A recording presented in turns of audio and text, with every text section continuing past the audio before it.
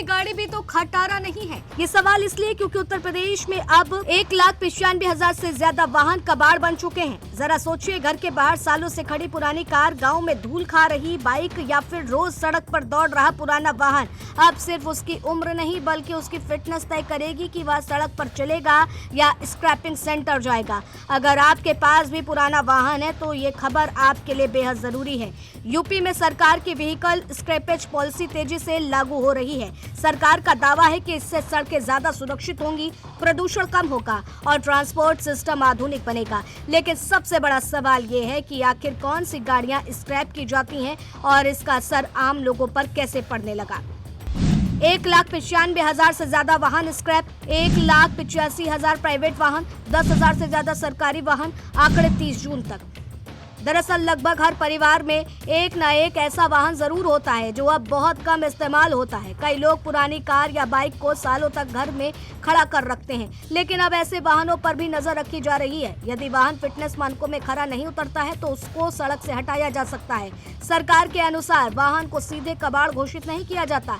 इसके लिए एक पूरी प्रक्रिया होती है जिसमें तकनीकी जाँच और दोबारा परीक्षण का मौका भी दिया जाता है। कब स्क्रैप होगी गाड़ी?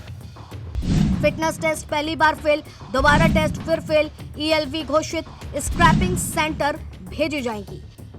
फिटनेस टेस्ट में वाहन के ब्रेक, सस्पेंशन, प्रदूषण स्तर, इंजन की स्थिति और अन्य तकनीकी पहलुओं की जांच आधुनिक मशीनों के जरिए की जाती है। अगर वाहन सड़क पर सुरक्षित नहीं माना जाता तो उसे फिटनेस सर्टिफिकेट नहीं मिलता। सरकार का कहना है कि पुरानी और खराब हालत की गाड़ियां सड़क हादसों और वायु प्रदूषण की बड़ी वजह बनती हैं। ऐसे में स्क्रैपेज पॉलिसी का उद्देश्य सिर्फ पुराने वाहनों को हटाना नहीं बल्कि लोगों की सुरक्षा सुनिश्चित करना भी है।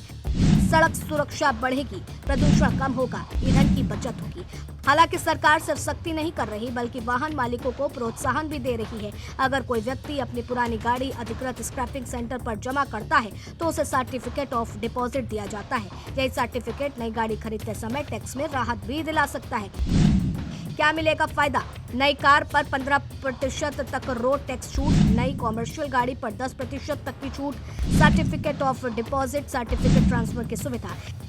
यानी अगर आप नई कार या बाइक खरीदने की योजना बना रहे हैं तो पुरानी गाड़ी को अधिकृत स्क्रैपिंग सेंटर में जमा करके आर्थिक फायदा भी उठा सकते हैं। सरकार का मानना है कि इससे लोग अपनी इच्छा को पुराने और प्रदूषण फैलाने वाले वाहनों को हटाने के लिए आगे आएंगे। यूपी में स्क्रैपिंग नेटवर्क 101 रजिस्टर सेंटर, 50 संचालित, 30 नए प्रस्तावित, ऑनलाइन प्रक्रिया।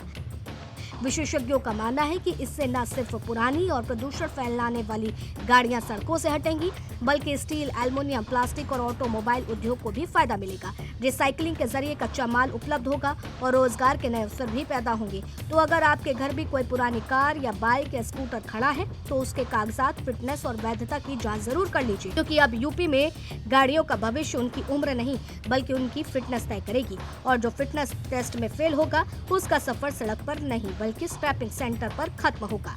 Desk report, GMT news.